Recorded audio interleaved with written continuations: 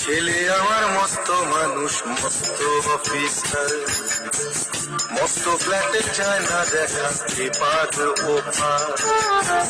ছেলে আমার মস্ত মানুষ, মস্ত অফিসার, মস্ত ফ্ল্যাটে যায় না দেখা এপার ওপার।